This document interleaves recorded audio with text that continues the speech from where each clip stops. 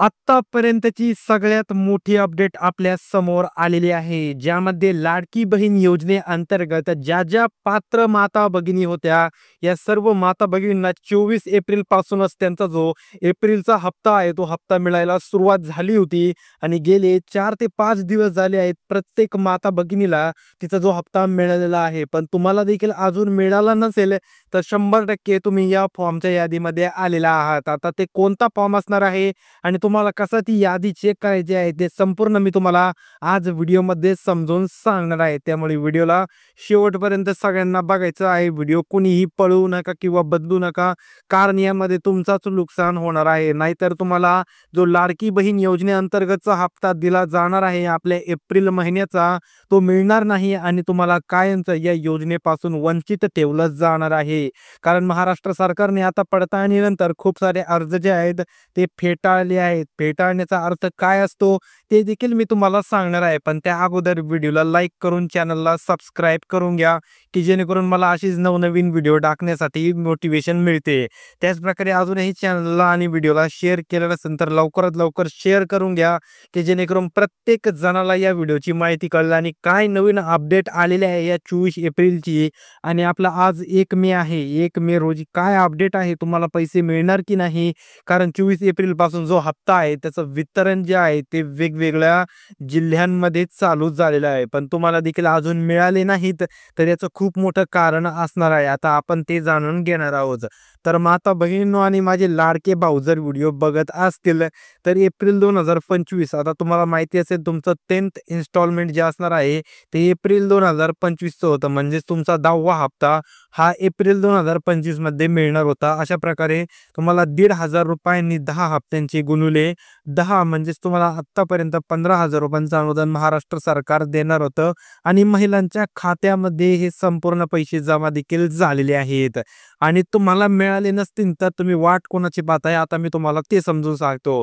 आता एप्रिल 2025 मध्ये या योजनेचा 10वा हप्ता म्हणजेच ₹1,500च मिळणार होता. लोकांना वाटत होतं की ₹2,100 मिळेल, महिलांना वाटत होतं की एप्रिल महिना हा 2100 पासून सुरुवात होईल. पण तसं काहीही नाही. 2100 मिळणार नाही. एप्रिल हप्ता देखील ₹1,500चाच मिळणार आहे. आणि जे म्हणजे ज्या माता भगिनी नमो शेतकरी म्हणजे ही एक योजना आहे लाडकी बहीण योजनेसारखीच, या नमो शेतकरी योजनेचा लाभ घेत होत्या, त्यांना या ₹1,500 मधून ₹1000 कमी करण्यात येऊन कमीत कमी आणि जास्तीत जास्त फक्त आणि फक्त ₹500च दिले जाणार होते. अशा प्रकारच्या अपडेट आतापर्यंत महाराष्ट्र सरकारने आपल्याला सांगितल्या होत्या आणि मी देखील आपल्या चॅनलवरती व्यवस्थितरित्या समजून सांगितलेल्या होत्या.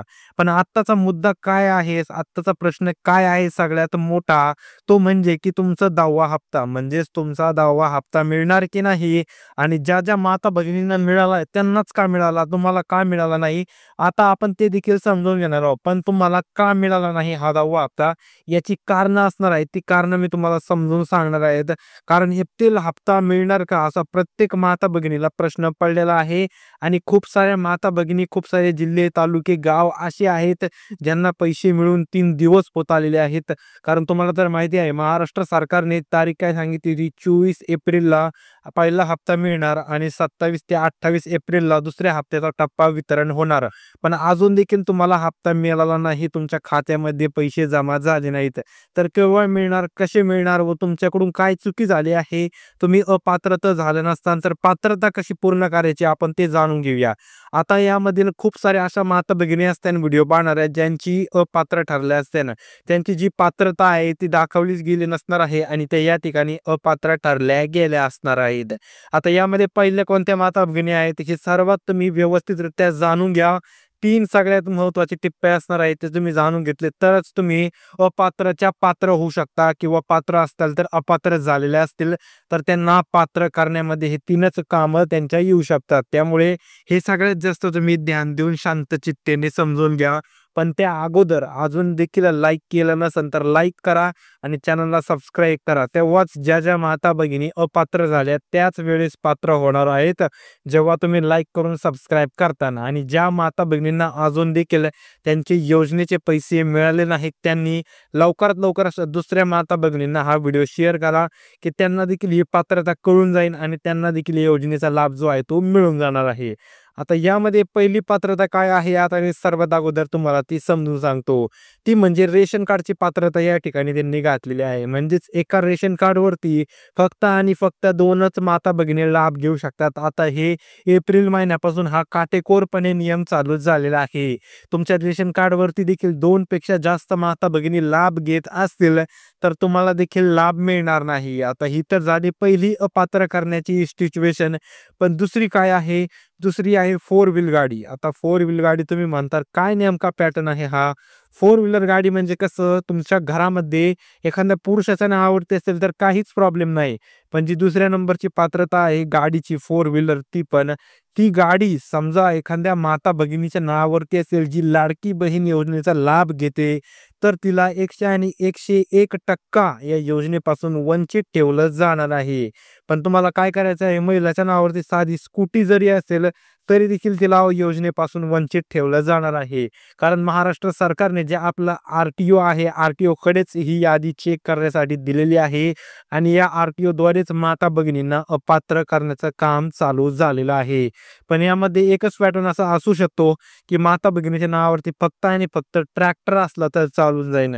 ट्रॅक्टर सोडून दुसरं काही असेल तर ती माता भगिनी 100 आणि 1% वंचित राहणार आहे आणि तिला एप्रिल महिन्यापासून योजनेतून वगळण्यात येईल, योजनेपासून वंचित ठेवण्यात येईल आणि भविष्यात पुन्हा कधीही या योजनेचा लाभ दिला जाणार नाही. अशा प्रकारची ही दुसरी अपडेट होती. त्यानंतर तिसरी अपडेट कोणती आहे, की त्या माता भगिनी ज्यांचं उत्पन्न 2.5 म्हणजेच 2.5 लाखांपेक्षा जास्त आहे. या माता भगिनींचा तिसरा पॉइंट असणार आहे, ज्यांचं उत्पन्न रेशन कार्डवरती किंवा इन्कम सर्टिफिकेट उत्पन्नाचा दाखला यावरती 2.5 लाखापेक्षा जास्त दाखवतंय, अशा प्रत्येक माता भगिनीला योजनेचा लाभ दिला जाणार नाही. आणि हे जे उत्पन्न आहे ते एका वर्षाचं पाहिलं जात नाही. हे जे उत्पन्न आहे ते मागील 3 वर्षाचं उत्पन्न बघितलं जाणार आहे. मागील 3 वर्षाचं उत्पन्न बघितलं जाणार आहे आणि त्यावरतीच तुमची जी पात्रता निकष आहे ते त्यावरतीच ठरवलं जाणार आहे. त्यानंतर तिसरा महत्त्वाचा मुद्दा तर आपण आता पाहून घेतला.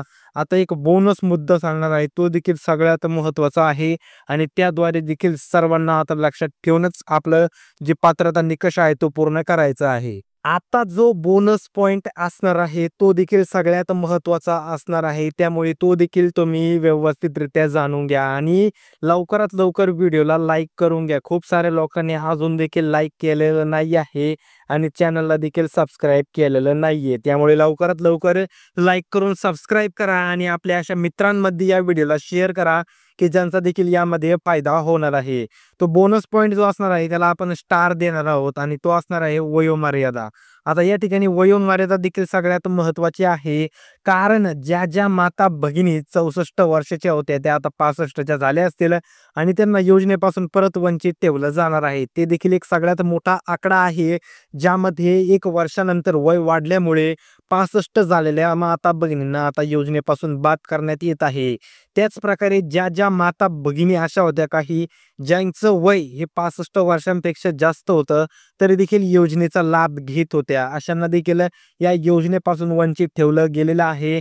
आणि अशा देखील होत्या ज्यांचं वय 19 वर्षांपेक्षा कमी आहे तरी देखील योजनेचा लाभ घेत होत्या, त्यांना देखील आता योजनेपासून वंचित ठेवलेलं आहे आणि त्यांना आता एप्रिल महिन्याचा हप्ता दिला जाणार नाही. कारण खूप काटेकोरपणे जी तपासणी आहे ती चालू झालेली आहे आणि त्यामध्ये तुमचा नंबर लागलेला आहे आणि तुम्हाला योजनेपासून वंचित ठेवण्याचं काम महाराष्ट्र सरकार गेल्या 1 ते 2 महिन्यांपासून करत आहे. आणि अशा प्रकारचा जो हा पात्रता निकष आहे, जर तुम्ही याला ओलांडत असाल, याचं उल्लंघन करत असाल तर 100% तुम्हाला योजनेचा लाभ दिला जाणार नाही.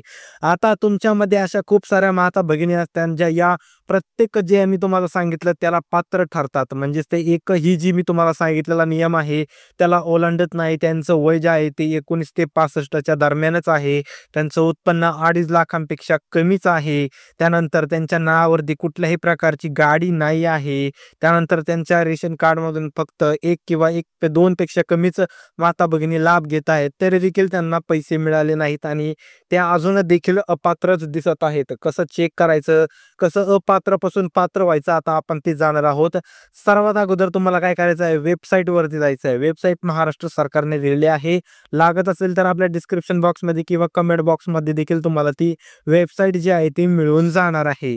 त्या वेबसाईटवरती जाऊन त्यांचा कॉन्टॅक्ट करायचा आहे. कॉन्टॅक्ट तुम्हाला त्या ठिकाणी 2 प्रकारचा असेल. एक तर ईमेल तुम्ही करू शकता, तुम्हाला ईमेल करता येत असेल तर. नाहीतर त्यांचा कॉन्टॅक्ट नंबर असेल, मोबाईल नंबर, त्या ठिकाणी तुम्ही त्यांना त्यांच्या लँडलाईनवरती फोन करू शकता आणि तुमची जी तक्रार आहे, तुमची जी शंका आहे ती त्यांना सांगू शकता आणि त्यानंतर ते तुमच्या शंकेचं परिवर्तन करतील आणि जर तुम्ही अपात्र झाल्या असाल तर तुम्हाला पुन्हा पात्र करण्यात येणार आहे.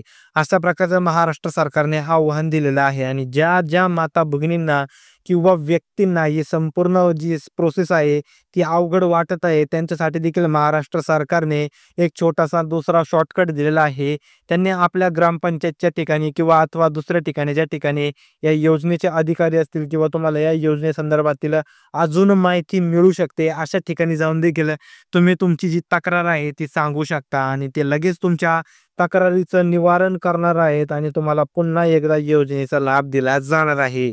त्याचप्रकारे आता मला तुम्ही कमेंट बॉक्समध्ये तुमचे काही बाकीचे प्रश्न असतील या व्यतिरिक्त ते देखील विचारू शकता. तुमच्या प्रत्येक प्रश्नाचं उत्तर दिलं जाईल आणि ते केव्हा, तुमचा जेव्हा लाईक आणि सबस्क्राईब दिसेल तेव्हाच. त्याचप्रकारे कोणत्या माता भगिनींना एप्रिल महिन्याचे ₹1,500 मिळाले आणि आत्तापर्यंत ₹15,000 महाराष्ट्र सरकारकडून मिळाले, त्यांनी कमेंट बॉक्समध्ये सांगा. आपण बघूयात जास्तीत जास्त महिलांना मिळाले की नाही आणि त्यावरती आपल्या महाराष्ट्र सरकारला विनंती करूया की लवकरात लवकर प्रत्येक माता भगिनीला तिच्या हक्काच्या योजनेचे पैसे देऊन टाका. तर भेटूया पुढील महत्त्वाच्या आणि एक नवीन बातमीसोबत. तोपर्यंत रामकृष्ण हरी.